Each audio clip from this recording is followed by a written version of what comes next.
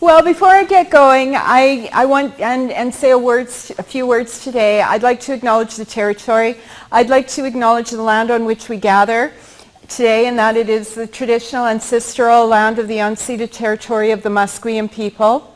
I bring greetings to you from the University of Saskatchewan, which sits on Treaty 6 territory. I myself am from Treaty 4 territory. I'm Oji Cree from southern Saskatchewan. I belong to Pasqua First Nations, and as John was saying, Saulteaux, that's a Saulteaux First Nation. So yeah, it's just an absolute delight to be here today, I've got to say. And you know, when I look out at your faces, and I do know because Jan kind of gave me sort of a little bit of an update that there would be a number of graduate students in the audience, and very often when I have an opportunity to speak, I'm speaking with graduate students. And in the work that I do at the University of Saskatchewan and the teaching that I do, it's very often with graduate students, and very often we are talking about Indigenous research. And so just looking out at the lovely land and looking out at your faces, I'm just absolutely delighted to be here, because I think to me it says there's hope, there's a future, and it's just a very optimistic day. So thank you for inviting me here, and it's a great privilege. So today I'm going to be doing a little bit of reading, probably going to be doing a little bit more reading than I normally do if I were in a classroom, because as some of my students would know, that when I have a PowerPoint and I'm not following any text, 2 hours later we're still on the first PowerPoint. And so I like to do a little bit, I read from text a bit just so I can stay organized, but I'm also actually going to do something a little bit different today, and I'm going to share with you a little bit of a writing, a little bit of slice of my life of Maggie circa 2017. So I'm going to read something for you that I had recently just published, but I'll tell you a little bit more about that. But I do want to give an honoring to this land. I am from Saskatchewan, that's true, make my home in Saskatchewan, and I'm very, very much connected to my home territory. But I lived in BC for a number of years, and when I was living in BC, I lived in Victoria, I lived in Terrace, I lived in Prince George, and currently I have a space in what one of my colleagues calls Maggie's Vancouver cabin. So I have a little condo in the city here, and so when my spouse and I moved to Saskatchewan about 10 years ago so I could take up the job at the University of Saskatchewan, he's grew up in BC on Vancouver Island, and we just really couldn't stay away from BC on a long-term basis, so we ended up getting that little cabin in the city. So I do make this as a bit of my second home. And when I was writing this introduction, I was thinking about the Neil Young song. Don't know if how many folks remember. I mean, maybe Jan, you do, because it's a song about Northern Ontario.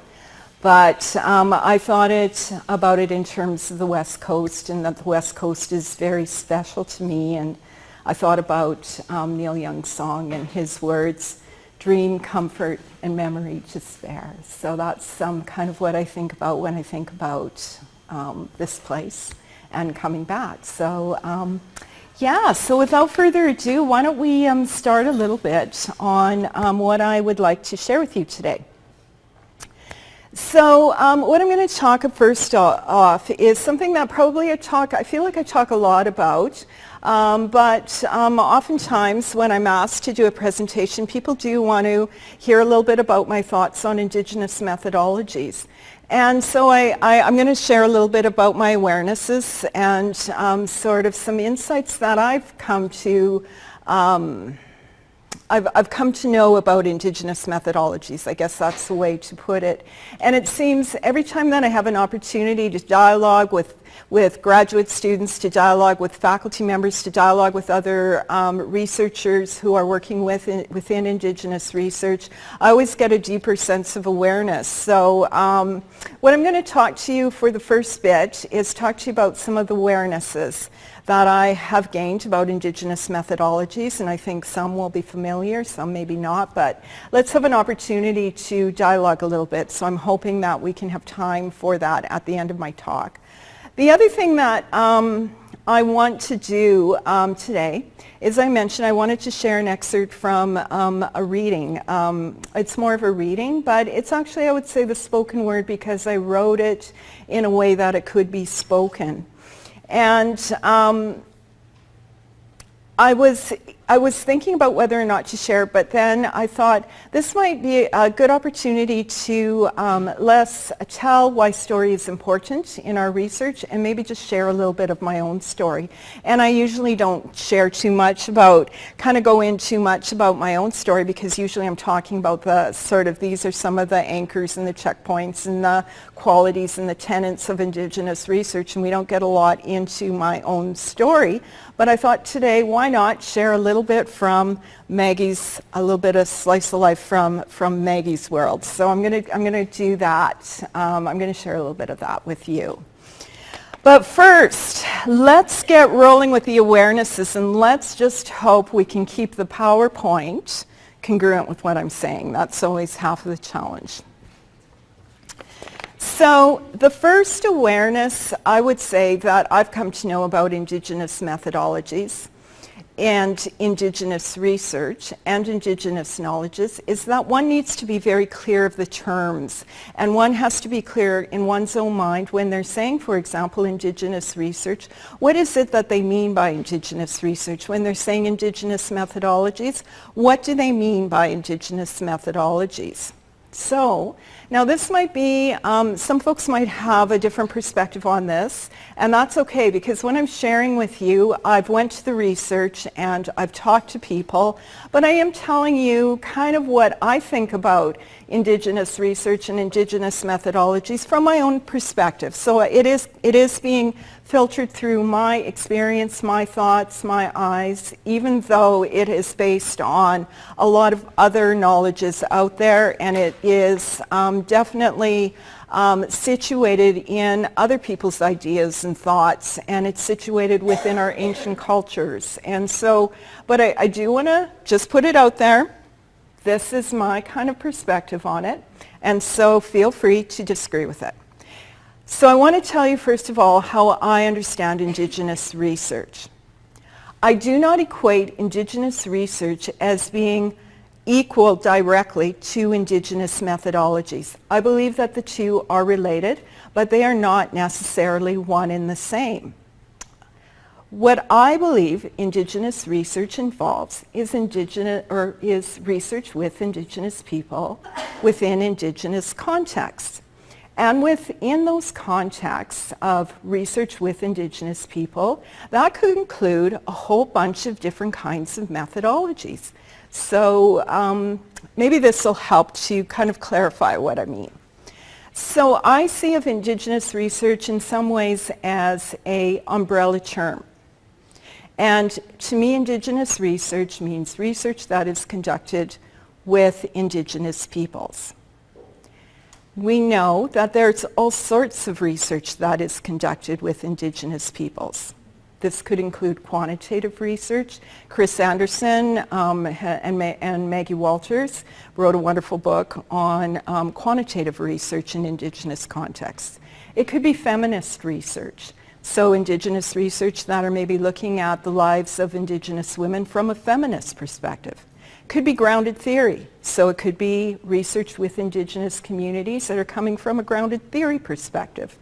It could be community-based research or participatory action research, which are kind of similar methodologies, but you could be doing community-based research, which is a Western form of research methodology. You could do that type of research within Indigenous contexts, and we could call it Indigenous research. Indigenous methodologies itself is a type of methodology under the umbrella of Indigenous research, where it would be most appropriate to use this type of methodology within Indigenous contexts. So in a sense, Indigenous methodology is one type of research methodology that falls under the umbrella of Indigenous research. What I've talked about and what I've written about a lot and done research with is Indigenous methodology. So you might be asking, okay, well, what's the difference between Indigenous research and Indigenous methodologies that make them not kind of just an equal sort of Indigenous research is Indigenous methodology? So what kind of disrupts that sort of thinking? What is different about Indigenous methodologies?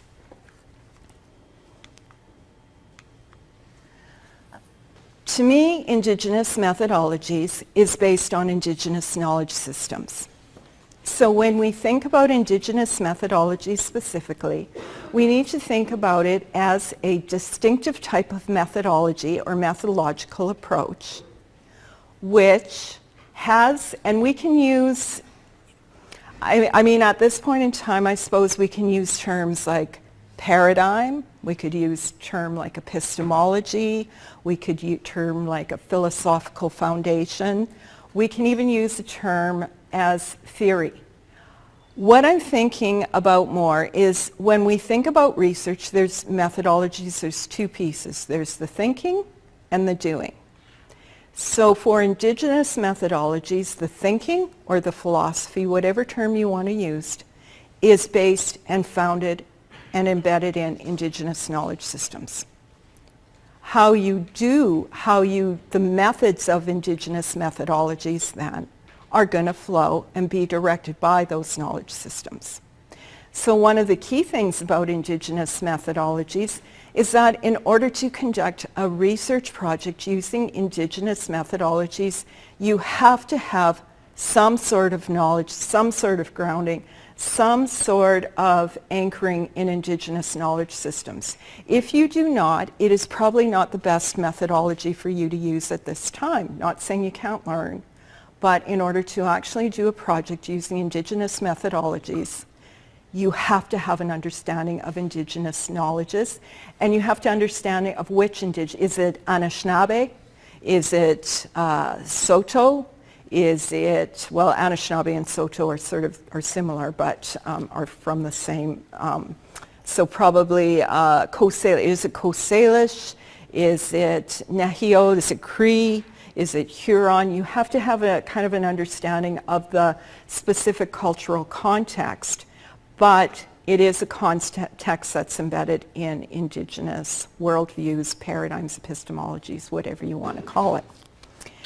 And one of the key things that's really important is Indigenous knowledge systems are not Western knowledge systems. They are different. And this is one of the, this is a quote I like to read because I think it helps to clarify how Indigenous knowledge systems are different in a pretty straightforward way from Western knowledge systems. And it's a quote that is from Haudenosaunee member Orion Lyons. And this quote he was quoted in 1977. And Orion Lyons was one of the first Indigenous people to make a statement to the United Nations. And when he made that statement to the United Nations on Indigenous people, Lyons actually critiqued the United Nations because he said they were coming from a very Western, human-centric worldview and a very individualistic worldview. And Orion said this, and I quote, "I do not see a delegation for the four-footed. I see no seat for the eagles. We forget and we consider ourselves superior, but we are, after all, a mere part of the creation." So right there and then, that tells you something a little bit different about Western and Indigenous worldviews and methodologies. So my very first awareness, and the key one of all of this when I talk about Indigenous methodologies, and you could probably leave now if you wanted, because the major teaching has just been put on the table that I have, And that is that Indigenous methodologies are based on Indigenous knowledge systems. We have to be clear about that if we want to use Indigenous methodologies, and we have to be true to Indigenous knowledge systems.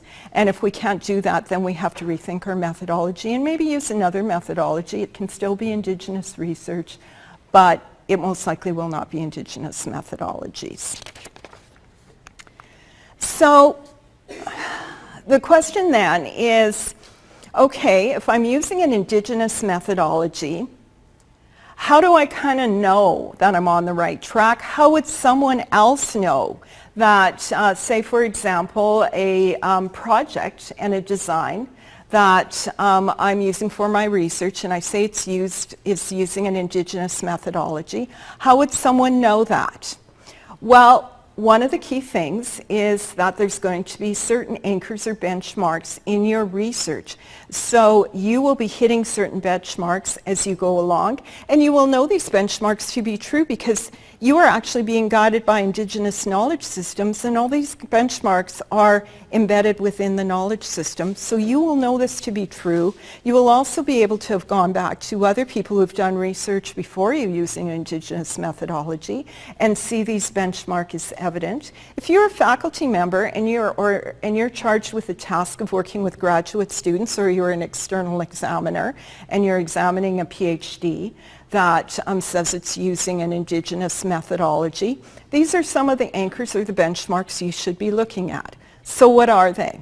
I'm just going to go through this really, really briefly with you, and there's time to think about it. Take it up in your classrooms with your instructors and have conversations about it. But these are kind of the cold snow version of what should be in a thesis, a dissertation, a report that is using an Indigenous methodology. First off, there's going to be a protocol of introduction somewhere, and really at this point it's not that important to me kind of where, but we need to know who you are. So it follows the protocol of introduction that we do in our communities, in our feast halls.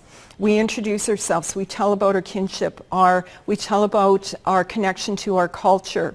And so in your thesis, you're going to situate yourself and you're going to tell your relationship to your research. And as Graham Smith would say, Maori scholar would say, we're going to tell it warts and all. So we're going to have a prologue somewhere or an introduction statement somewhere in our research talking about who we are. There will be indication in your research somewhere of the way that you have prepared for this research. And we're not just talking about you've done your lit review. We're talking about how have you prepared for this research in a way that it is embedded in Indigenous culture. How have you talked to knowledge holders or people and stakeholders in the community? Maybe you've talked to elders. How have you incorporated ceremony? What are the ways that the Indigenous community would understand as preparation? That has to be a part of you have to speak to that, and we have to see that you've considered that in some way in your research. The other key that's really, really key, and we've talked about it, is you have to be able to speak to Indigenous knowledges, meaning you have to be able to speak to the epistemological, or you may call it theoretical foundation, but this is not just about your own story. Indigenous knowledges is a world philosophy. If you go to the library, you will find writings of scholars who have written on Indigenous knowledge, Indigenous scholars. So Indigenous knowledges is not just you yourself alone. If you are speaking about your own story and you're embedding it within Indigenous knowledge systems, know you are connected to world philosophy. You are connected to many different people who have gone before you. You are connected to your elders, but you're also connected to Indigenous scholars. And at this day and time, if you want to use an Indigenous methodology, we need to know that you know that. Okay? We need to know that you know that. And it's not just about you knowing that. It's about giving honor. Because that's what we do as Indigenous people. We honor those who have come before us, who we have learned from. It is almost in your own mind as you sit at your computer an offering of tobacco, as you write a gift of thanks to the people who have came before you and offered these knowledges. So we need to know that.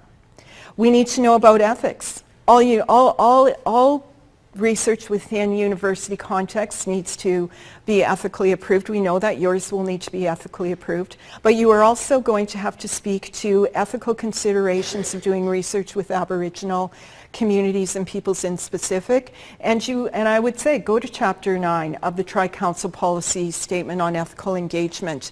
It's a good place to start, but also follow the ethics from your elders, from your community, from your people, from your Indigenous scholars, from your colleagues about what it means to do ethical research with Indigenous communities, because we have to talk a little bit about that.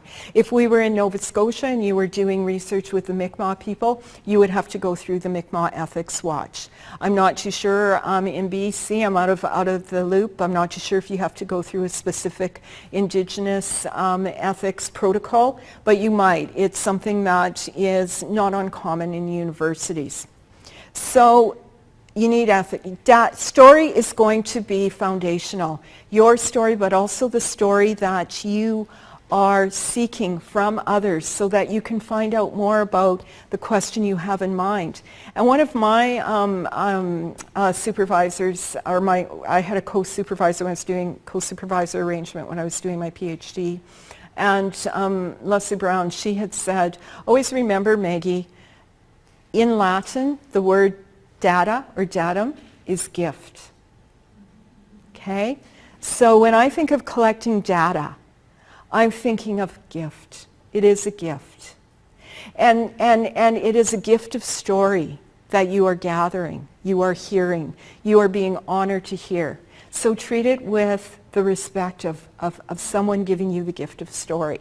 So story is going to be really, really important, and your methods will show ways in which stories can come through. That might be yarning, talk story methodology, it might be conversational method, but story will be a way of coming through.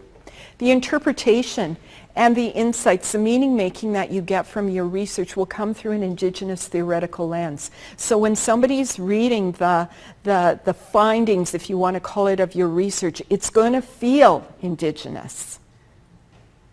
You're just going to know that this has come through an Indigenous perspective. And one of the ways that will really help you in doing that is how you conceptually frame your research.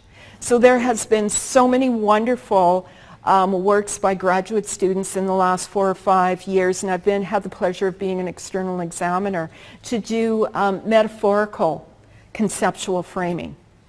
And so conceptual framing in ways that resonate with your community, with the Indigenous community, and you can use those. You can use those as ways to tell the story of your research, because what you're doing is you're, in a sense, restoring your research. Finally, or not, I should say, second from finally on this point, is that throughout your entire research process, you will be thinking about orality and the oral dissemination of knowledge. That is something that very much sets us apart as Indigenous peoples in terms of distinctiveness of the way we share knowledge is through the spoken word and through orality. So from start to finish, you're going to have to be thinking of how orality comes and interweaves its way through your research. It doesn't mean that you won't have written pieces. That's not what we're talking about. It's not an either or, but it is how is orality going to be a part of your research process. And if you don't have a good handle on oral dissemination of knowledge, that's when you can go back to the communities. But that's also an indicator that you might have to do a little more work in terms of finding out, what you need to do in order to do this thing we call Indigenous methodologies. Finally, and most importantly, is that your research needs to serve. In universities, we have this kind of wacky compartmentalized sort of way of approaching things. We have teaching as one bundle, research as another bundle, and service as another bundle. Well, in Indigenous world, research is service, service is research. And we have to be giving back. We have to be spending time with our communities. That is so, so important. So reciprocity, really, really critical. And just like with oral dissemination, how from the start to the end is that notion of reciprocity being embedded and interwoven throughout. Okay? So those are just some of the key points. And now I'm going to go and just talk very briefly a little bit about how are we able to do that, because that's a tall order. Indigenous methodologies is not a easy peasy lemon squeezy type of methodology. It takes a lot of work, a lot of time. It's tough. So how do we do that? How do we have the stamina to do that? Well, I want to talk about a couple of things, a couple of awarenesses that I think is really, really critical, and it allows us to do our research. Our research through an Indigenous methodology. Purpose. Know your purpose, because your purpose is your impact. We talk a lot about the impact factor in academic world. Well, impact factor in Indigenous methodologies will really be connected to your purpose. If you're clear about your purpose, you will make an impact. So I would say that when we're talking about purpose, we have to think about purpose of your, think about your individual purpose. What does this mean to your life and your life story? And if you're a graduate student getting your degree, if you're a faculty, pre-tenure, getting tenure, all of those things. But what does it also mean for the larger purpose of contributing to the community and Indigenous people in some way? And one of the quotes that I revisit from time to time, and many of you are probably very familiar with it, is Kirkness and Bernhardt's 4 R's. And this comes from a 2001 article, First Nations in Higher Education. And the 4 R's that they talk about is respect, relevance, reciprocity, and responsibility. If your purposes are embedded, if your purpose is embedded in those 4 R's, it will be purposeful research. So don't forget the 4 R's. They'll serve you well. Some of the questions that you might want to ask that just kind of give you a little bit of an opportunity to think, is my research serving the community in a purposeful way? Question, is my research respectful to Indigenous people and respectful of Indigenous people? Does my research have relevance to the community or the communities I seek to serve through my research? Do I have a clear sense of who my community is? Do I know who my Indigenous community is? Generally and for the purposes of my research. And will I do research in a way that is responsible and will not cause harm? So these are just some questions that you can ask yourself as you're going through the process. Another awareness. Know your context, the Indigenous community and the academic context. As Indigenous researchers, we have to be mindful of our contexts. And I like this, and I want to just sort of think about community first off.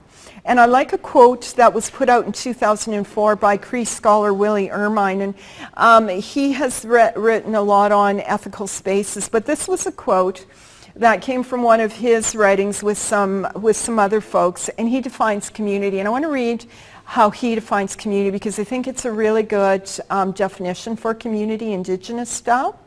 So he says, quote, "Community is a system of relationships within Indigenous societies in which the nature of personhood is identified. The system of relationships not only includes family, but also extends to comprise the relationships of human, ecological, and spiritual origin. Community is a structure of support mechanisms that include the personal responsibility for the collective and the collective concern for individual existence." So there's a mutuality there, end quote. So community, I know in geopolitical communities like First Nations, it may be easier to discern who our community is. However, within urban communities, like cities like Vancouver, relationality and community still matter. And Indigenous people are often connected to communities, to pockets of communities within these urban centers. So we have to know that Indigenous community can be defined in different ways, but we have to have a clear sense of who it is when we're talking about the Indigenous community within our research. I know from my own experience, I was adopted out, and so I didn't grow up with my First Nations community, although I grew up about a half an hour away. But for me, connection to community has always been a really personal thing, and how do you find it if you were adopted out and you don't have that lived experience and connection? Well, I was fortunate enough to reconnect when I was 17. I went to university shortly thereafter. So between reconnecting initially when I was around 17 and then connecting with other Indigenous students, but then connecting with kind of a larger community of Indigenous people with academia, then that led out to connections kind of all over the place with Indigenous people. It has been those connections that have been really, really important to me. And even though I have a connection with my family and my community, some of my most sustaining connections with the Indigenous community have come within academia. So there's powerful Indigenous pockets of Indigenous community all over, but we just have to know who our community is and being able to sort of identify it for the purposes of our research. We also have to know about the academic context. This is really important for graduate students and for faculty alike. It's not yet smooth sailing in academia. And I think we've made progress in indigenizing the academy, but Indigenous research, scholarship, truth and reconciliation all exist within a neoliberal individualistic world that continues to promote an individual rather than a collective response to colonial harm. And this is a really good book, and I would recommend you read it. It's a thoughtful book. It's a tough book, but I had a good chew on this book, and I really kind of appreciated what the scholar was saying. And she's Dion Million, and I believe she's a Dene scholar. And her book is entitled Therapeutic Nations, Healing in the Age of Indigenous Human Rights. And this was just an excerpt from that book, or a quote from that work. And she says, I quote, "Neoliberalism is imbued with a powerful belief in the goodness of the market, in a claim that individual pursuits of self-interest will promote the public good." So reconciliation that is viewed solely within individual trauma discourse of solely focusing on the healing, divorce from reconciliation of the land and the land rights, is a goal of neoliberalism. So we have to make sure that when we're grappling with truth and reconciliation, we're grappling with all of it. We're not just one part of it, with all of it. So in this it's choppy waters, it's rough seas of academia. As graduate students, I want you to know there are people that have your back. There are people who have been there and who've sailed the choppy seas. Many of those people are Indigenous scholars themselves, but there's also allies. And just know that we do have your back, and we're there for you. As one Indigenous student said, she shared this at a conference not too long ago. She says, Indigenous scholars, they've been my shield. We're your shield. We're there for you. So I've mentioned a little bit about community, and I've mentioned a little bit about academic context. And you might be wondering, well, how can we get the community involved? You can have perhaps a community advisory committee that's different from your thesis advisory that helps you to get input from your community. So that's one way to getting community involved, particularly if you're in an urban context, a practical way. Also know in terms of the academic context, you have your advisory committee, like your academic committee, your thesis supervisor, your committee members. I know for many Indigenous students, because there is still not a large number of Indigenous faculty, it may be hard to get an Indigenous faculty member to be a supervisor or on the committee, but I suggest you try. But at any rate, make sure you think thoughtfully about who's on your committee. Your committee should be a support to you. And your committee should be folks that you feel comfortable working with. And so even if you are in a situation where the perfect committee might not just appear before you, still think thoughtfully about your committee your academic community, and know you have choice in that. You have choice. So I just wanted to put that out. So before I go into the little excerpt, that'll conclude, well, a bit of an excerpt. That'll conclude my talk today. What I wanted to talk to you about is your own story, and that your own story matters. And it matters in this work that we do that you remember who you are. Your story matters. Position yourself. What knowledge and experience do you bring to your research? What knowledge and experience do you bring to your scholarship? It's your story that will bring heart to your research. It is your story that will have the community interested in listening to your research. Tell your story in your own way. Indigenous methodologies are grounded in our own truths, our own story, and our own life, connected to something larger, but it is grounded in our own experience. In 2005, my research team and I did a study on Indigenous presence in post-secondary landscapes, and it was looking at how academics uphold Indigenous knowledges in their work. And there were many rich findings of the study, but there was one quote that really stuck out for me, and that it just really resonated with me. And this person reflected on being an Indigenous faculty in the academy, and this is what she shared. I was shaped, and I was formed, and I was mentored, and I was tutored in my early career by Indigenous organizations and programming. But then I ended up here, and I didn't realize being here would take me away from Indigenous programs and peoples, end quote. As a graduate, my student many years ago, I came across a quote by Sioux leader and thinker and activist, Russell Means. And over the years, these words have run through my mind in at least a couple of months. They run through consistently, and that's been a good run now of, since I've been in academia since early 1980, so we're looking at a good 30 years here, if my math's correct. This quote by Russell Means, it was published in 1982, and he was commenting upon American Indians entering university and other institutions, and he said this to them, and I quote, "If you are there to learn to resist the oppressor in accordance with traditional ways, so be it. I don't know how you manage to combine the two, but perhaps you will succeed. But retain your sense of reality. Beware of coming to believe the Euro world now offers solutions to the problems it confronts us with." He went on to say, "Draw strength from who you are." Drawing strength from who you are takes energy, and you need to take care of yourself. But know the power of your own story. And so to conclude today's talk, I'd like to, as I said, do something a bit different and share a bit of my own story, which I kind of think in my own mind, Maggie, circa 2017. I wrote it up shortly after the release of the calls for action in the Truth and Reconciliation Report.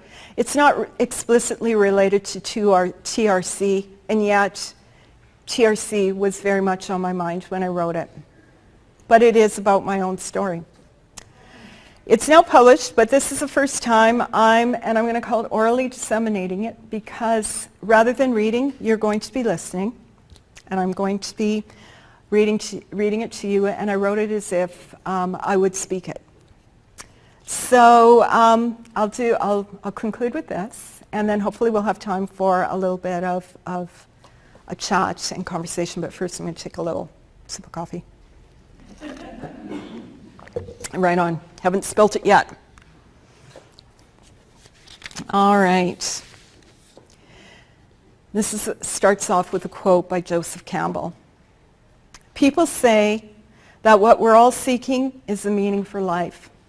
I don't think that is what we're really seeking.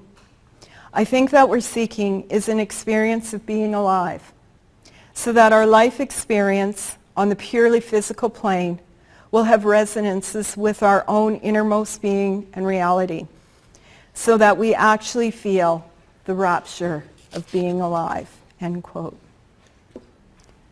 Stories give our life meaning. Stories gift us with an experience of being alive. Since childhood, I've been a story listener. I've devoured stories in any form. Stories from the talk of the kitchen table, stories of weather on its way, and stories of the first crocuses of spring. Stories of haunting ghosts spilling from my auntie's memories. Hushed stories of adult duplicities that the grown-ups didn't think the kids could hear. And the bedtime stories.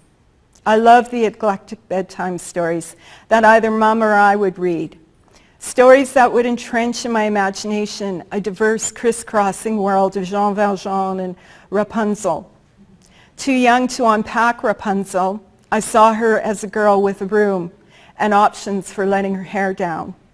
To me, back then, she was a woman with space and choices.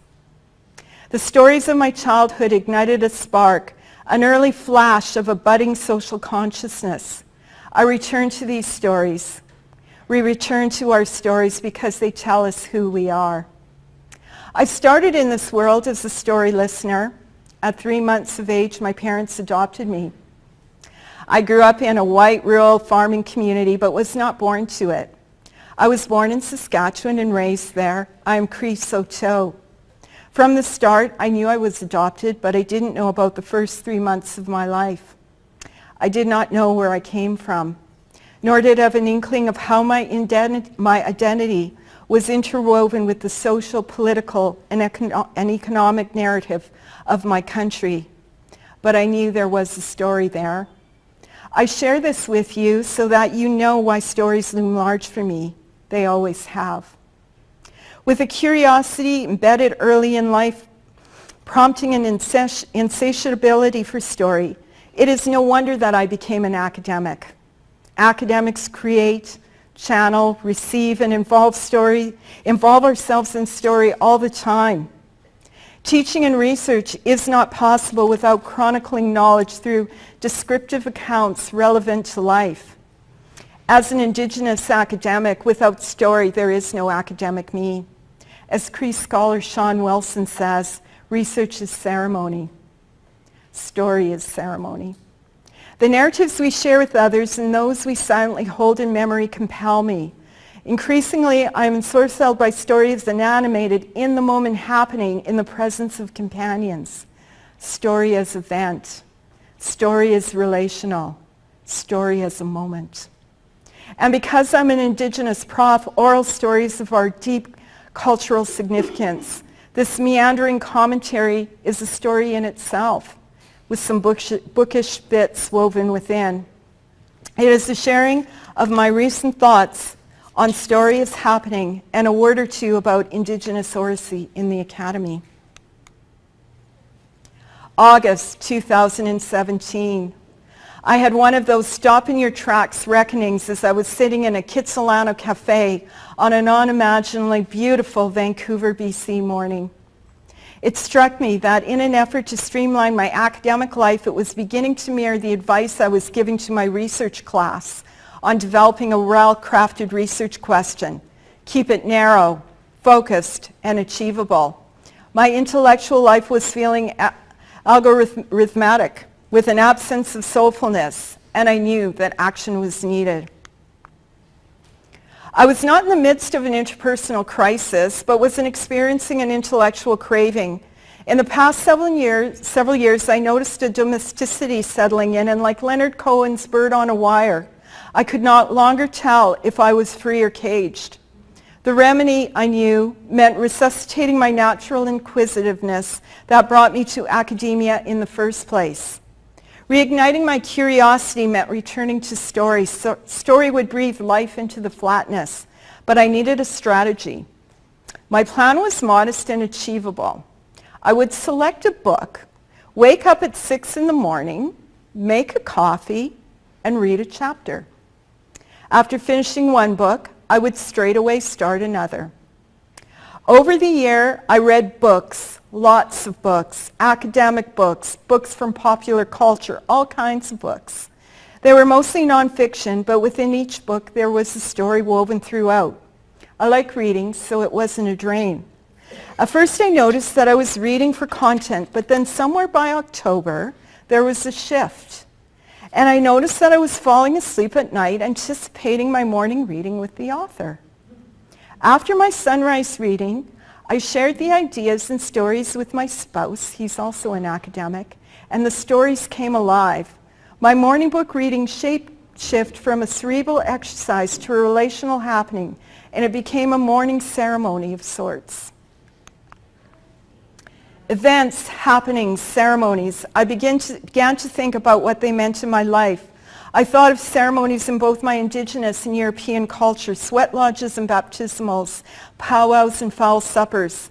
One of my morning books was about Gilles Deleuze. Am I pronouncing Gilles Deleuze? Deleuze, right? Deleuze thought on the significance of the event and what he identified as an assemblage.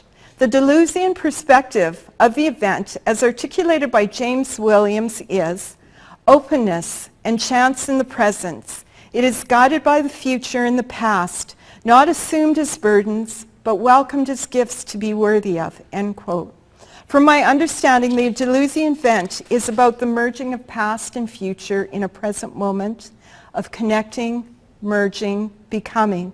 An assemblage is a coming together for which an event can occur. Deleuze's appreciation for mutability and connectivity reminded me of the fluidity of Indigenous thought that exists outside of the box of linear fragmentation, seeing beyond and across separations, categories, and disciplines. It is a holistic, meta-paradigmatic, and timeless, connecting old and new. I can imagine my great-great-grandmother sharing a story or two with another, stories of chores and children of pemmican and medicines.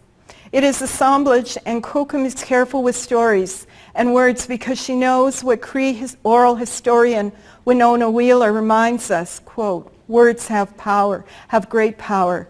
They can heal, protect, and counsel, but they can also harm. Speaking words to another is doing something in a holy manner, making something sacred, making ceremony.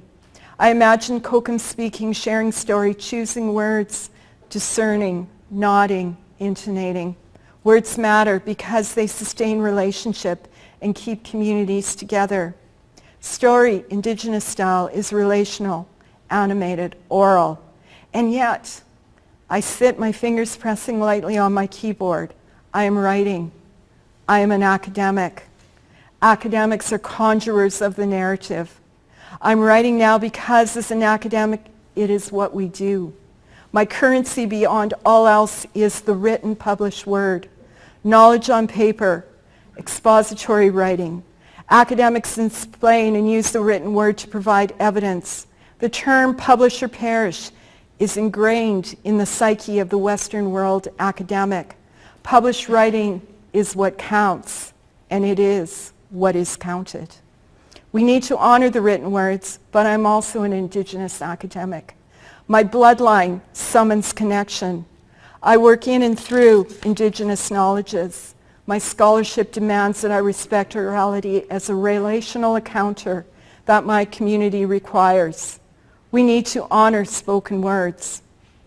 Words offered in the presence of our community is a requirement of the Indigenous academic who works through Indigenous knowledges. It is what gives us credibility and currency. This currency arises from pre-contact Indigenous philosophy that is wedded in orality.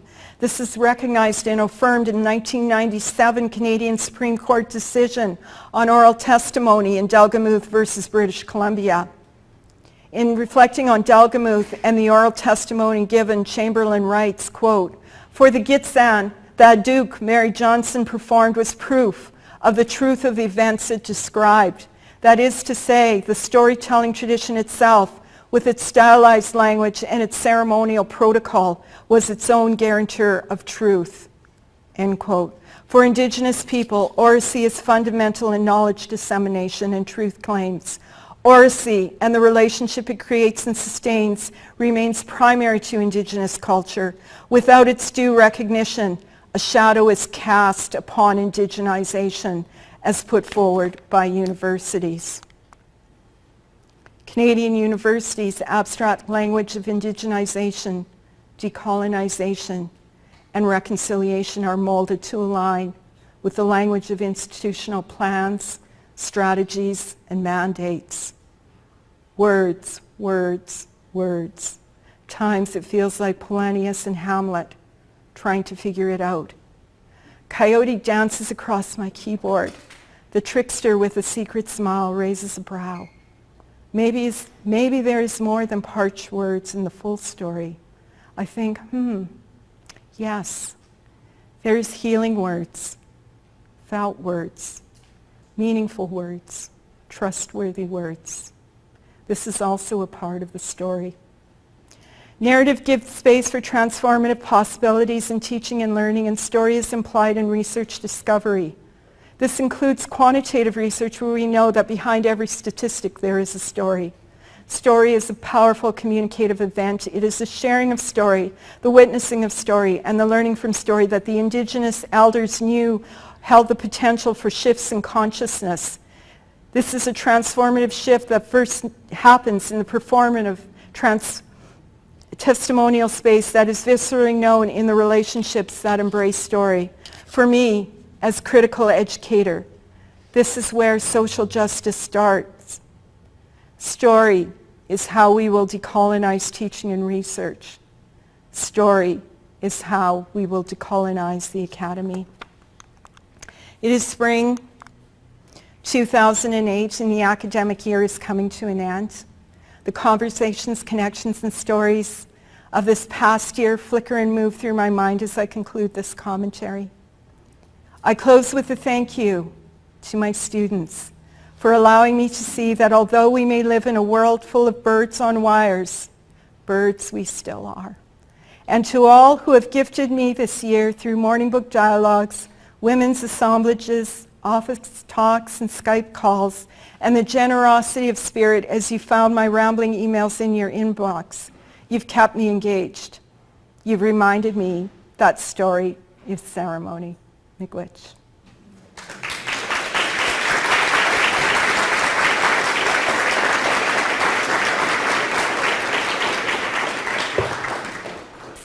Maybe for including your own story. So thanks with you on that, having talked with you over the year about your own journey with these books and with this reading. So, yeah, I appreciate that. Would you be able to I would be. Questions? So we have some time for some questions. We'll turn to the audience now and give you a moment to reflect and also a moment to ask something if you'd like.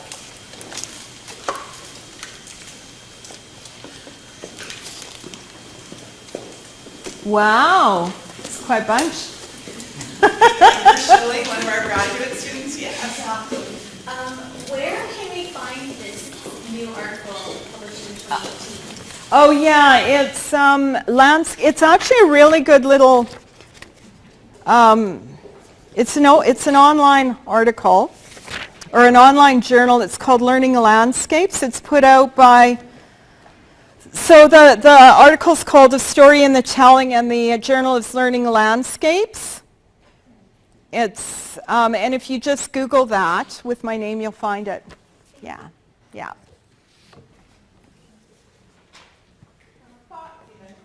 here, that, or kind of exact, but yes, here. Thank you. Thank you for sharing your own story as well as the bigger picture with us. My name is Daisy Rosenblum, and I'm on the faculty here in First Nations and Endangered Languages. Okay.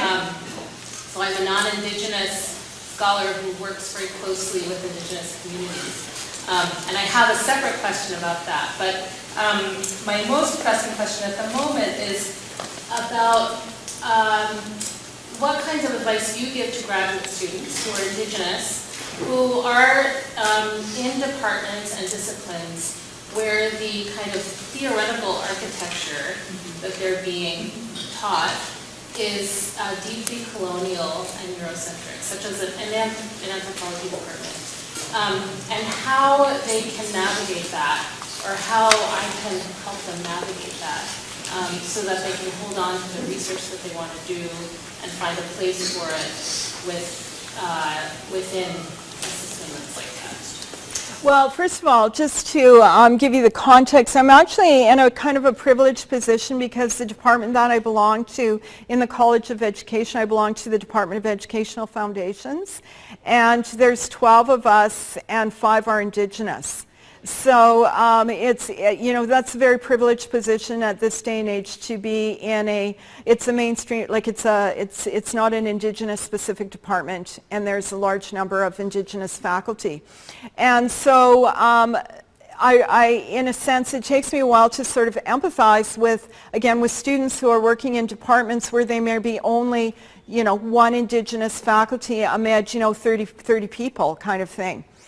And what I do say to Indigenous students, number one, have your support. Like find ways to connect with your own supports, and that might be connecting with other graduate students, connecting with the Aboriginal Student Association.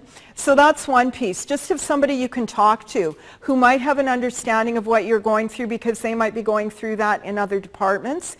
The other thing I say is try and get a sense of who your allies are because departments will have allies. I find more and more we're finding folks within departments where you can at least get 1 or 2 allies, people who have either done work with Indigenous communities or have involved themselves in some way with research that has sort of looked at Indigenous issues or contexts in some way, shape, or manner. So know who your allies are. And this is where I'm saying, be thoughtful about your committee if you're doing a thesis or a dissertation. Do the time to talk to people and get to know people. And that's why it's also good to talk to other graduate students because they know, right? It's a moccasin telegraph.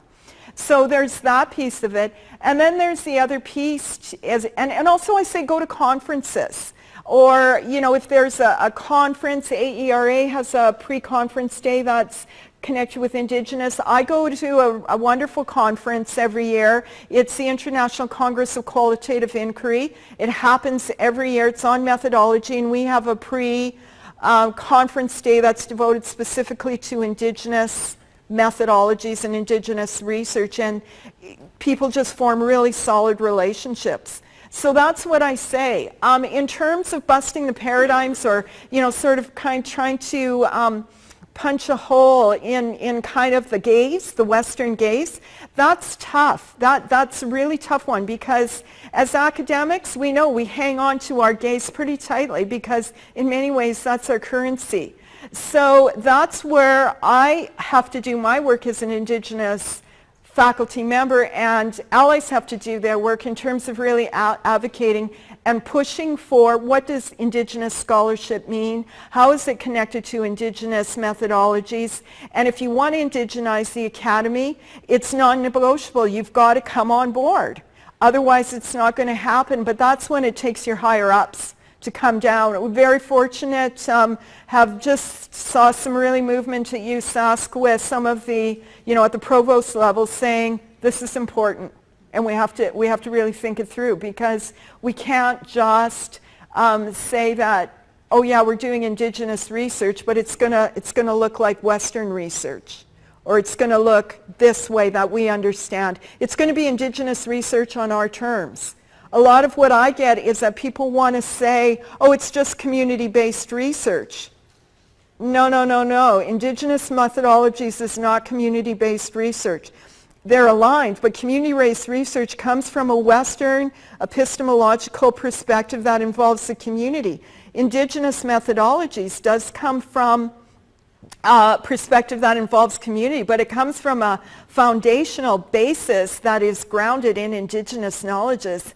And if we listen to Ori and Lyons, it's a different thing. So that's where we have to keep doing the instruction. Yeah.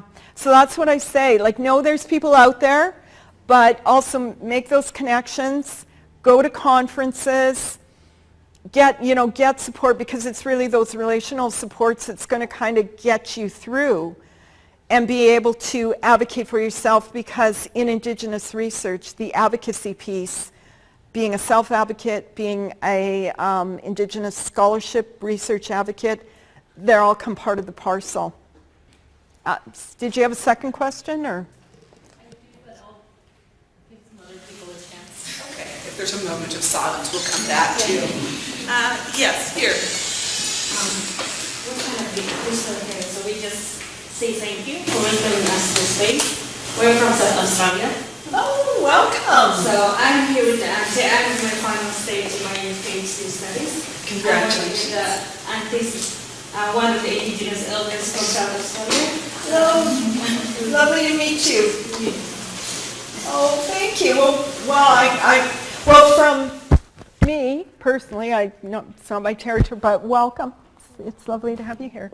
I've spent a lot of time in Australia, so in Perth and Cairns. I'm probably pronouncing it wrong. Yeah.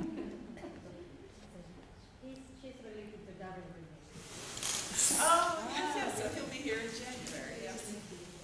Wonderful. Oh, great, it's like 6 degrees of separation. You get to say, Daryl, I know this about you. so don't leave right away. Yes, over here. So thanks so much for the talk. It's really insightful. You gave me a lot of things to think about. So I was wondering about, other fields like, say, biology or economics. How do indigenous methodologies apply there, and how important do you think it is to start incorporating those ideas into activity? Well, I think what we really have to do is, I'm not in the hard sciences, right? And so how do we take up indigenous methodologies in the hard sciences? I'm not too sure I would give, an answer that would totally fit the context because I don't have the experience being someone in the hard sciences. But what I will say, and what I think is absolutely important, is that that we have to start talking. Like, we're doing work within the professional practices like education, health, social work, law, and in the social sciences you're hearing more and more conversation, like particularly see a lot of good work coming out of literature like English and sociology, to some extent psychology. So I'm seeing the conversation. I'm not getting a lot of invitations, or I'm not hearing a lot of requests for more information or anything from the hard sciences. And the hard sciences just need to, I think, find a way to feel that they're a part of this conversation, right? And then we have to be having a conversation across the different areas, the different disciplines. But one of the key things I would say about indigenous methodologies is and this is where you need folks who are indigenous and are strongly connected to science, so who are doing work in that area, come and have a conversation to talk about, okay, well, how does indigenous methodologies make sense when we're thinking of science from a worldview that's coming from an indigenous perspective? How can it make sense? So that's where, we just have to be connecting with each other to find the right people. But I think the first step is being part of the conversation, right?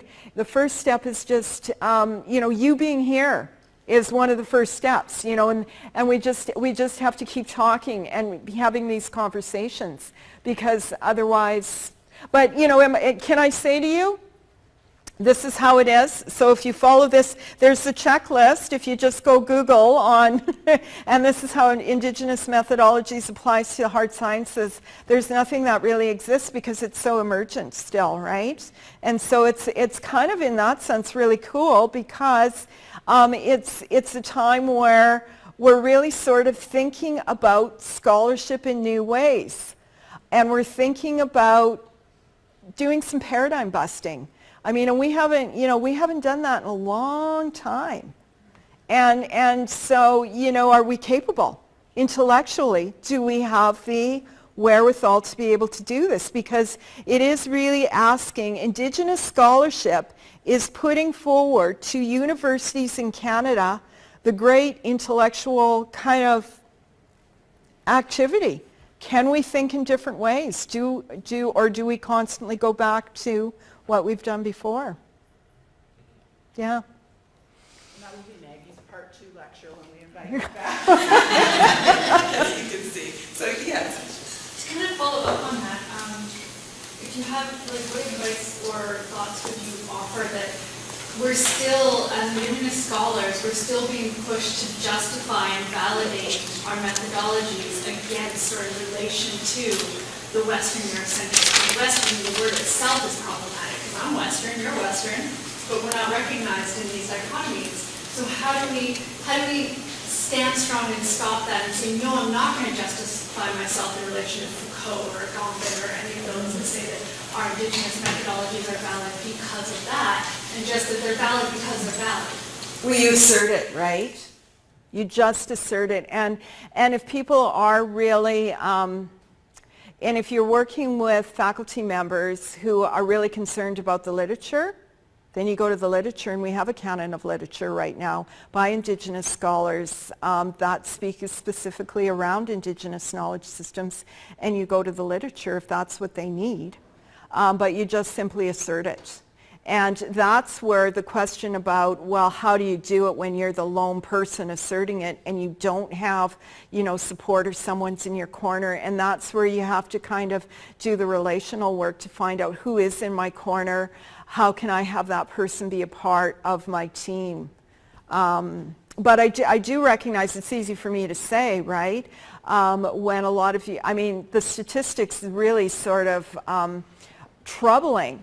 So I was doing a project on, Jen and I were kind of looking at some stuff on just Indigenous scholarship more broadly than just kind of research specifically.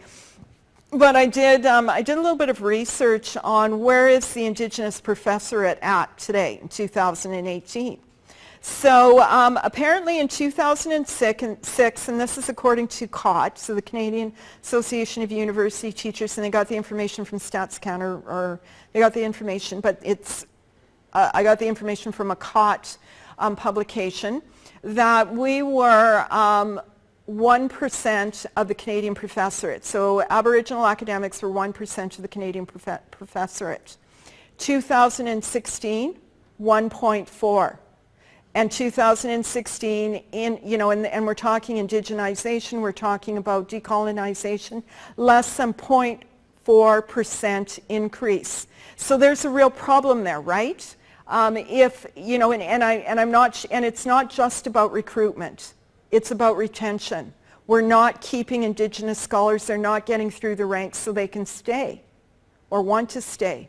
So something's going on, and it has to do with how we are thinking about Indigenous research.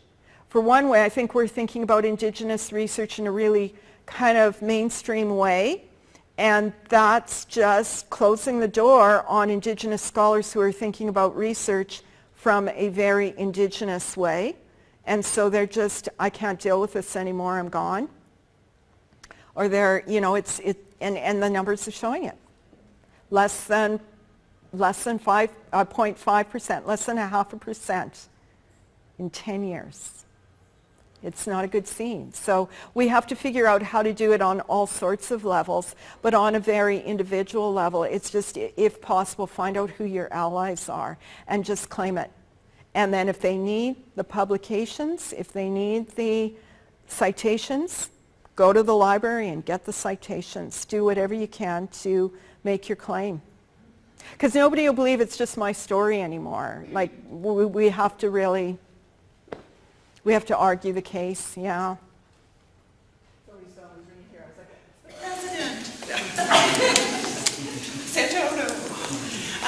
We have time for one more question, another question. So, we've got several here. Dorothy, yes.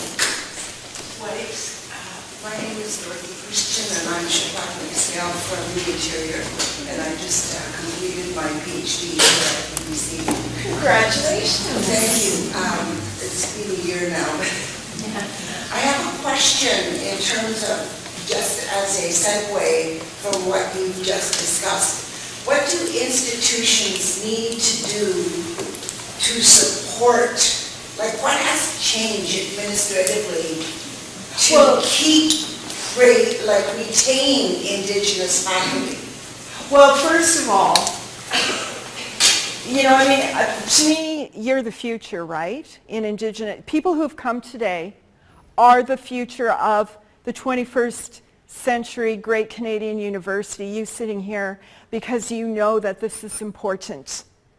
And, the thing is, and when I go to speak, for the most part, it's graduate students or folks who have just, newly completed, or folks who are tenure track that are in the audience. You know who we need to have in the audience? We need to have your president. We need to have your provost. We need to have your VP. We need to have the upper echelons of the administration here, and we need to have your faculty associations. We need to have the people who can make the decisions and put the pressure on. As long as they're not in the room, we're waiting until those of you who are in the room take on these higher level positions. And we know that's what do they call it in sports, a long game? But but right now, what is problematic, well, no, it's not really problematic. Well, it is problematic for transforming the academy, but what is really kind of cool is that graduate students I would say graduate students, I don't have any research, this is just anecdotal, but I would say graduate students in the universities in Canada know more about Indigenous research and Indigenous methodologies than probably the higher ups, the leaders. And in a lot of the majority, well, I wouldn't say again majority, I don't know what the numbers are, but in a lot of universities across Canada, in the mission statements, in the strategic plans, it's about indigenization.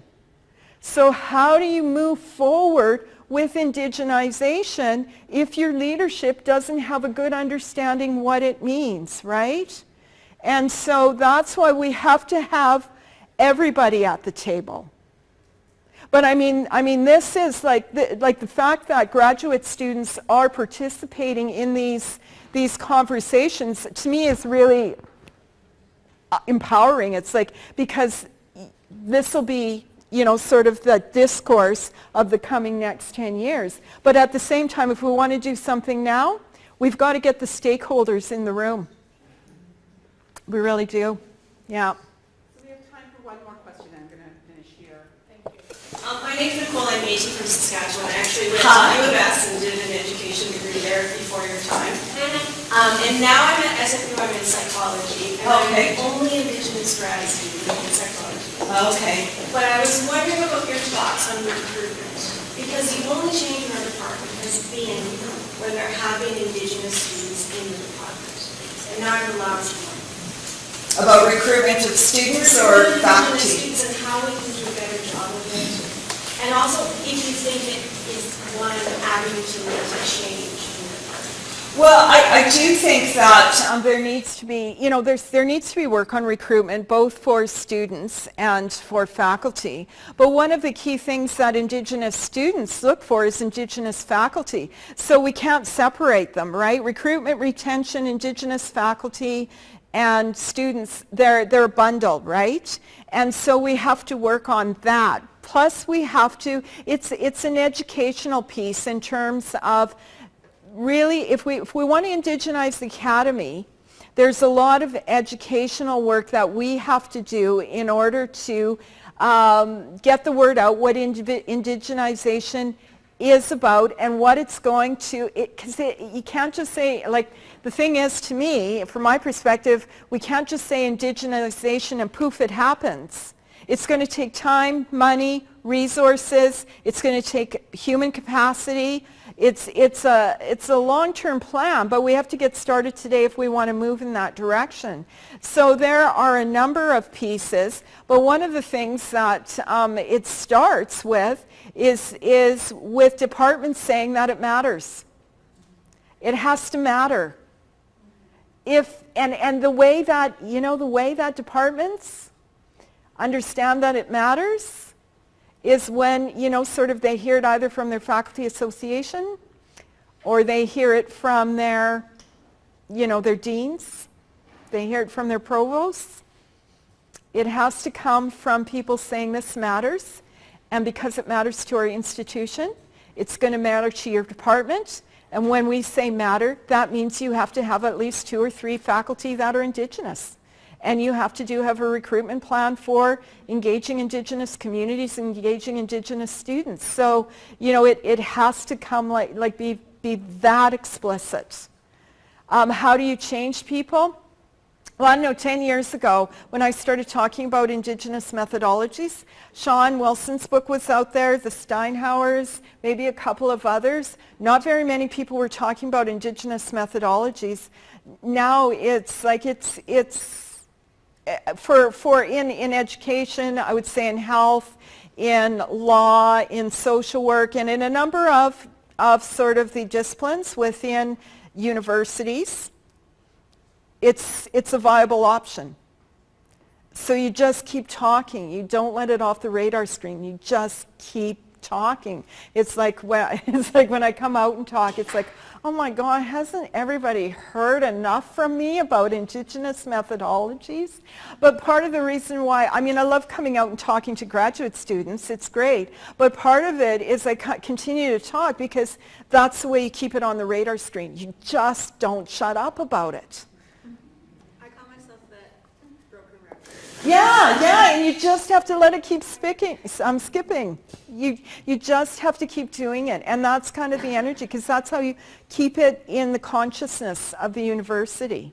And then if you don't know how it kind of, the domino effect, right? The ripples of it, and it like in Indigenous methodologies has taken on, I would say it's got some gravitas. So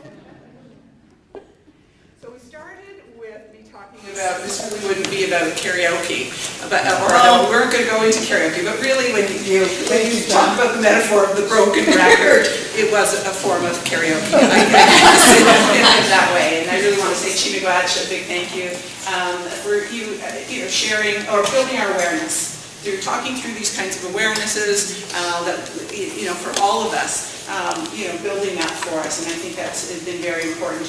And certainly, this isn't about being a broken record. This is really about asserting, our ways of knowing into the academy, and people need to keep hearing this over and over at different levels. So I think it's so appropriate that you're standing between not only a transformation post, but I think about this post and these three human figures at the top, standing side by side, and that's solidarity. And so these are the kinds of processes of transformation and solidarity that we need in the academy. So on that note, I want to thank you, Chi Miigwech. Thank you very much.